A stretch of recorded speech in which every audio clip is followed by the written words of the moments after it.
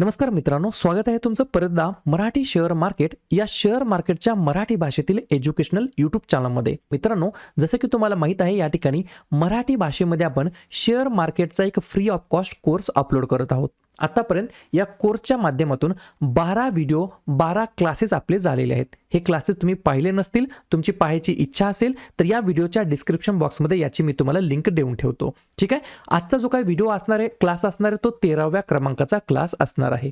या क्लासमध्ये आपण काय पाहणार आहोत, हे जे काही म्युच्युअल फंड बद्दल आपण आतापर्यंत ऐकलेलं आहे. म्युच्युअल फंड बरोबर, बऱ्याच वेळेला आपण ॲडव्हर्टाईज देखील ऐकलेली आहे. म्युच्युअल फंड सही है, मग ते आपण आज चर्चा करणार आहोत. म्युच्युअल फंड सही है की नाही है याच्यावरती आपण आज डिस्कशन करणार आहोत. कंडिशन एकच असेल, तुम्हाला व्हिडिओ सुरुवातीपासून शेवटपर्यंत पाहावे लागणार आहे.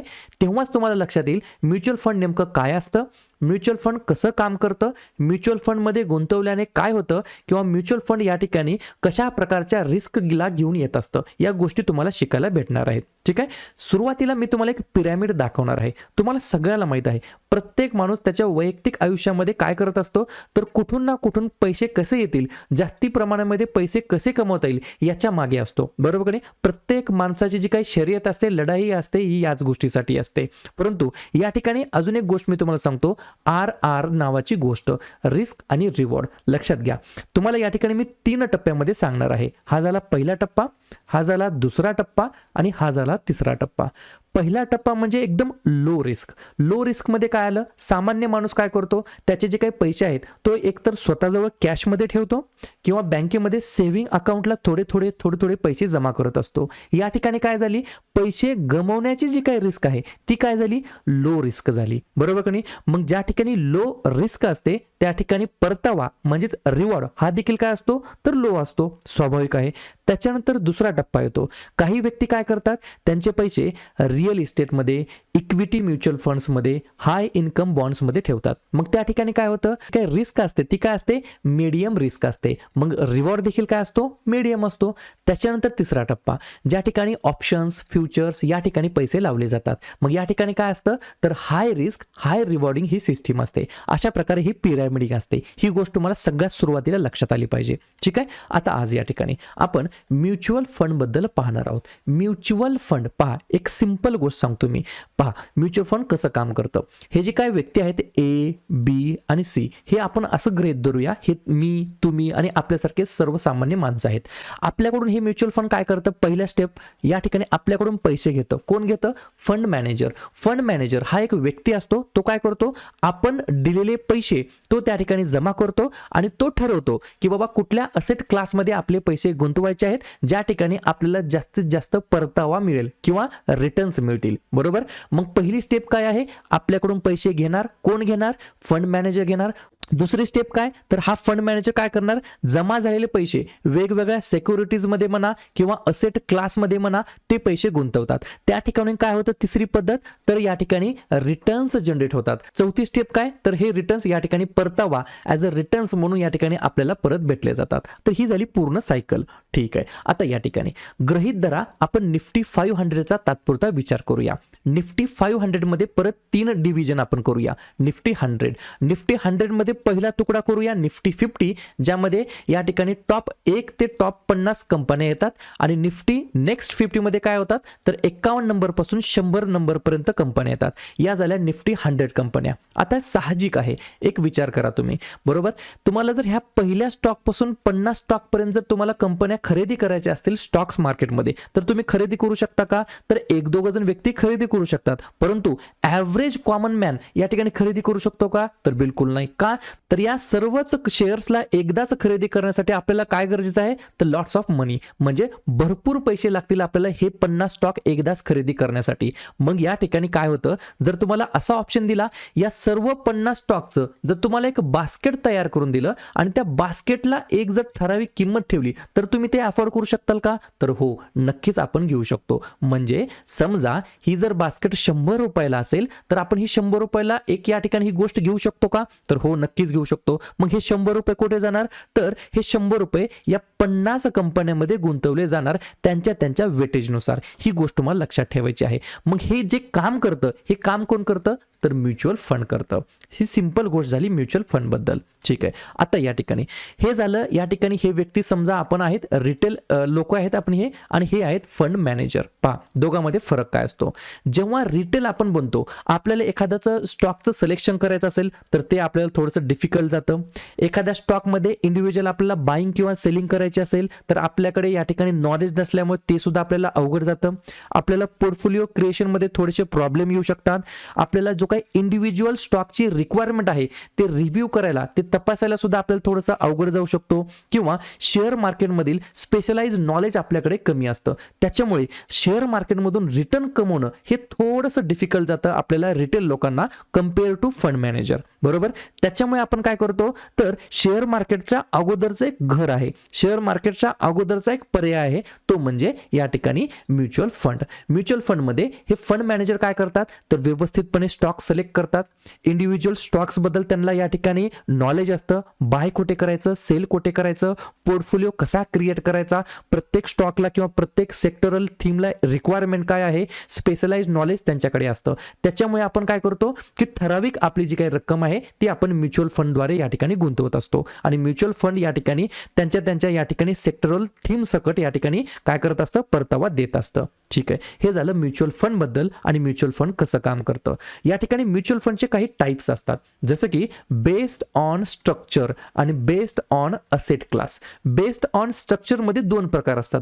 पहिला प्रकार आहे ओपन एंडेड, ज्या ठिकाणी NFOच्या मार्फत आपण पैसे गुंतवू शकतो. या ठिकाणी आपण एकदाच याच्यामध्ये गुंतवू शकतो. आणि दुसरा प्रकार आहे क्लोज एंडेड म्युच्युअल फंड, याच्यामध्ये आपण कधीही खरेदी करू शकतो, कधीही विकू शकतो. हे झालं पहिला प्रकार. दुसरा प्रकार काय आहे, बेस्ड ऑन असेट क्लासेस. याच्यामध्ये तीन प्रकार आहेत. पहिला आहे इक्विटी, दुसरा आहे डेट आणि तिसरा आहे हायब्रिड. इक्विटी म्हणजे याच्यातील मॅक्झिमम जे काही पैसे आहेत ते कुठे जातात तर स्टॉक्स मध्ये जातात, शेअर मध्ये जातात. त्याच्यानंतर डेट म्युच्युअल फंड म्हणजे काय तर मॅक्झिमम पैसे कुठे जातात तर गव्हर्नमेंट बॉन्ड्स मध्ये जातात, गव्हर्नमेंट सिक्युरिटीज मध्ये जातात. आणि हायब्रिड म्युच्युअल फंड म्हणजे काय तर या दोघांचं या ठिकाणी अलोकेशन दिलं जातं. हायब्रिड मध्ये जे आपण पैसे गुंतवतो त्याच्यातील काही प्रमाणातले पैसे हे इक्विटी मध्ये जातात आणि काही प्रमाणातील पैसे हे डेट मध्ये जातात. या गोष्टी समजतात. ठीक आहे. आता त्याच्यानंतरची कन्सेप्ट लक्षात घ्या. Types of mutual fund based on asset class. मी तुम्हाला जे आत्ताच सांगितलं. पहा, इक्विटीमध्ये काय होतं, आपले मॅक्झिमम पैसे हे या ठिकाणी स्टॉक्समध्ये गुंतवले जातात. मग स्टॉक्समध्ये लार्ज कॅप असू शकतो, मिड कॅप असू शकतो, स्मॉल कॅप असू शकतो. जर आपण डेट म्युच्युअल फंडमध्ये पैसे गुंतवले तर ते पैसे कुठे जातात तर या ठिकाणी बॉन्ड्समध्ये जातात किंवा डेट सिक्युरिटीजमध्ये जातात. 80 ते 100% पैसे याच्यामध्ये जात असतात. आणि जर हायब्रिडमध्ये आपण गुंतवलं तर हा स्टॉक्स आणि बॉन्ड्स याचा या ठिकाणी काय असतं, मिक्सअप असतं. ठीक आहे. याच्यानंतर तुम्हाला अजून एक कन्सेप्ट कळाली पाहिजे. पहा, आपण आत्ताशी पाहिलं होतं लार्ज कॅप, मिड कॅप आणि स्मॉल कॅप. बऱ्याच जणांना ही कन्सेप्ट माहीत नसते. पहा, लक्षात घ्या. जे निफ्टीचे किंवा जे या ठिकाणी पहिले या ठिकाणी 500 आपण स्टॉक सुरुवातीला पाहिले होते त्याचं जर अनुसरण केलं तर पहा, स्टॉक नंबर 1 ते स्टॉक नंबर 100 हे काय असतात माहिती आहे, याला म्हणता येईल लार्ज कॅप.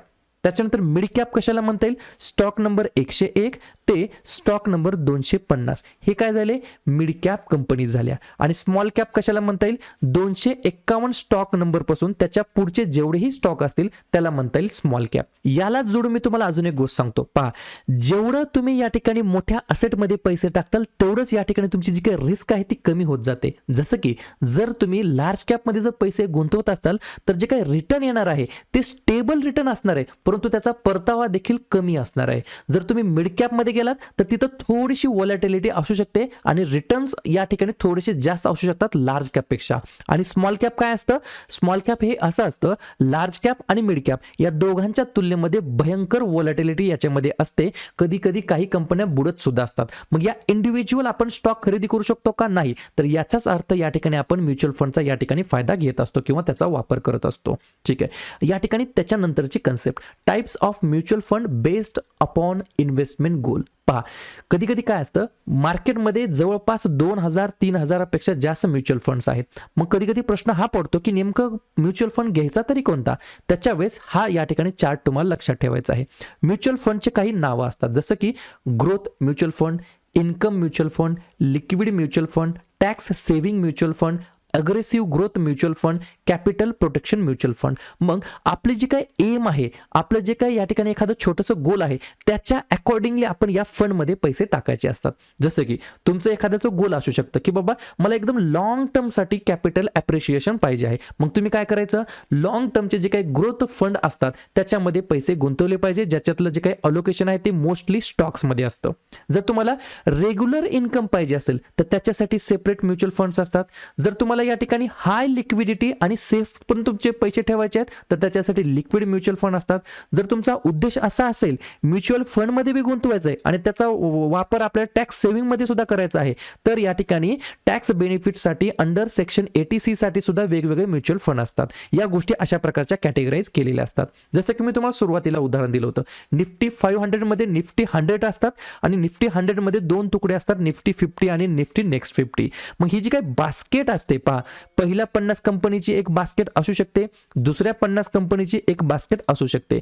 हे बास्केट कोण चालवतं, तर वेगवेगळे फंड हाऊसेस, जसं की ॲक्सिस आहे, एडलविज आहे, IDFC आहे, मिराई असेट आहे, HDFC आहे. हे ब्रोकिंग हाऊसेस आले. पराग पारेख आहे, हे मोठे मोठे ब्रोकिंग हाऊसेस आहेत. यांच्या वेगवेगळ्या स्कीम्स असतात वेगवेगळ्या असेट अलोकेशनच्या अंतर्गत. कोणाच्या लार्ज कॅपमध्ये असतात, कोणाच्या मिड कॅपमध्ये असतात, कोणाच्या इंडेक्स फंडमध्ये असतात, कोणाच्या मिड आणि लार्जमध्ये असतात. अशा प्रकारचे जे काही फंड हाऊसेस असतात, फंड मॅनेजरच्या मार्फत या ठिकाणी हे सगळे म्युच्युअल फंड चालवत असतात. या गोष्टी तुम्हाला समजतात? ठीक आहे. आता या ठिकाणी सर्वात शेवटची गोष्ट, परंतु अत्यंत महत्त्वाची गोष्ट. एवढं सगळं ऐकून तुम्हाला लक्षात आलं असेल की सर आम्हाला या गोष्टी तर समजल्या, परंतु नेमकी राईट म्युच्युअल फंड स्कीम कशी चूज करायची, कशी निवडायची, तर तेव्हा स्वतःला तुम्ही एक 5-6 प्रश्न विचारू शकता. पहिला प्रश्न काय असणार आहे की आयडेंटिफाय युअर गोल्स. नेमकं तुम्हाला 1 वर्षासाठी गुंतवायचं आहे की 2 वर्षासाठी गुंतवायचं आहे की 10 वर्षासाठी गुंतवायचं आहे. तुमचा गोल काय आहे, नेमकं तुम्हाला हायर एज्युकेशनसाठी पैसे जमा करायचे आहेत, तुमचं काय होम लोन आहे त्याच्यासाठी पैसे गोळा करायचे आहेत, तुमचं एज्युकेशनसाठी किंवा तुमच्या एखादं स्वप्न आहे घर गाडी बंगला त्याच्यासाठी पैसे गोळा करायचे आहेत. तुमचा गोल फिक्स पाहिजे. दुसरा प्रश्न तुम्ही विचारा की look at your risk appetite and ability to invest. पहा, या ठिकाणी मी तुम्हाला सुरुवातीलाच सांगितलं होतं, लार्ज कॅप हे सर्वात कमी वोलेटाईल असतात, त्याच्यानंतर मिड कॅप हे त्याच्यापेक्षा थोडेसे वोलाटाईल असतात लार्ज कॅपपेक्षा, आणि स्मॉल कॅप हे या दोघांपेक्षा सुद्धा या ठिकाणी वोलाटाईल असतात. मग तुमची जी काही रिस्क ॲपेटाईट आहे ती तुम्ही तुमची समजून घेतली पाहिजे की बाबा एखाद्या वेळेस जे काही मार्केटमध्ये जे काही अप्स अँड डाऊन्स असतात त्याच्यामुळे तुमच्या पोर्टफोलिओला थोडासा डेंट भेटला तर तुम्हाला तो सहन होईल का नाही याच्यावरती तुमचं या ठिकाणी ठरते. आणि तुमची जी काही ॲबिलिटी टू इन्व्हेस्ट आहे ती सुद्धा तुम्ही चेक केली पाहिजे की तुम्ही महिन्याला 1000 गुंतवू शकता की 2000 गुंतवू शकता की 10000 गुंतवू शकता. या गोष्टी तुम्ही स्वतः चेक केल्या पाहिजे. ठीक आहे. तिसरी गोष्ट किंवा तिसरा प्रश्न विचारा, find a fund that meats your needs. म्हणजे काय, तुमच्या ज्या काही गरजा आहेत, समजा एज्युकेशन असेल, होम लोन असेल किंवा मॅरेज असेल, हायर एज्युकेशन असेल, हे तुमचे नीड्स आहेत, याच्यासोबत तुमचा फंड मॅच होतोय का नाही हे सुद्धा तुम्ही चेक केलं पाहिजे. चौथा प्रश्न काय विचारला पाहिजे, check if the investment style and strategy will help you reach your goal. म्हणजे तुम्ही जो काय फंड तुम्ही निवडलेला आहे तो तुमच्या गोल सोबत अलाइन आहे की नाही हे चेक केलं पाहिजे. बरोबर. पाचवा प्रश्न काय विचारला पाहिजे, consider the funds performance history and the experts review.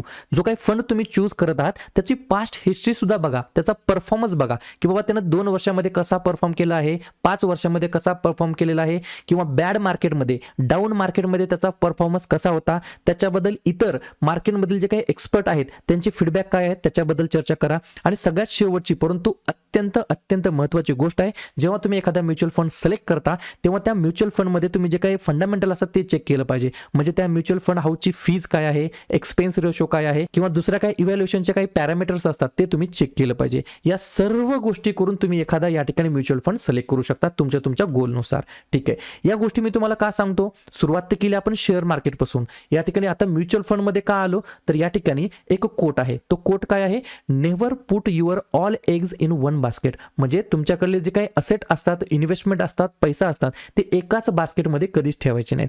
तुम्ही काही पैसे ETF मध्ये गुंतवू शकता, काही पैसे म्युच्युअल फंडमध्ये गुंतवू शकता, काही पैसे थोडेफार बँकेमध्ये कॅश ठेवू शकता, काही पैसे या ठिकाणी गोल्डमध्ये ठेवू शकता, काही पैसे रिअल इस्टेट स्टॉक्समध्ये ठेवू शकता. हे काय झालं, याला म्हणता येईल वेल डायव्हर्सिफिकेशन. बरोबर, तुम्ही तुमच्या पैशाला या ठिकाणी वेल डायव्हर्सिफिकेशन करून ठेवलेलं आहे. बरं, यांचा सर्वांच्या मागचा नेमका हेतू काय आहे, तर एकच हेतू आहे, टू बीट इन्फ्लेशन. जे काही महागाई रेट आहे 6-7% दरवर्षी वाढत असतो, त्याच्यापेक्षा जास्त पटीने आपला पैसा वाढला पाहिजे, एवढाच या सगळ्यांच्या मागचा हेतू आहे. ठीक आहे, तर आजच्या व्हिडिओमध्ये आपण काय शिकलो, हे जे काही म्युच्युअल फंड आहे ते नेमकं काय आहे, ते कसं काम करतं, त्याचे प्रकार काय आहेत, याच्यामध्ये काय रिस्क असते, याच्याबद्दल आपण शिकलेलं आहे. या ठिकाणी व्हिडिओ आवडत असेल नक्की व्हिडिओला लाईक करा. या ठिकाणी पुढच्या व्हिडिओमध्ये आपण काय शिकणार आहोत, म्युच्युअल फंड तर आपण समजलं. आता या ठिकाणी आपल्याला म्युच्युअल फंड समजा घ्यायचा आहे किंवा तुमच्याकडे ऑलरेडी एखादा म्युच्युअल फंड आहे, त्या म्युच्युअल फंडमध्ये किंवा नवीन म्युच्युअल फंड जेव्हा तुम्ही घेत असता तेव्हा काही 10 ते 12 गोष्टी आहेत त्या तुम्हाला 100% पाहिल्या पाहिजेत, बघितल्या पाहिजे, त्याच्याशिवाय तुम्ही म्युच्युअल फंड घेतला नाही पाहिजे. त्याच्यावरच आपण नेक्स्ट या ठिकाणी क्लास करणार आहोत. ठीक आहे, व्हिडिओ आवडला असेल नक्की व्हिडिओ लाईक करा, जवळच्या मित्रमैत्रिणींना हे यूट्यूब चॅनल हा कंटेंट आपला मराठी भाषेतील शेअर करा आणि या ठिकाणी काही अडचण असल्यास नक्कीच कमेंट करायला विसरू नका. ठीक आहे, व्हिडिओ पाहिल्याबद्दल सर्वांचा अगदी मनापासून आभार आणि धन्यवाद.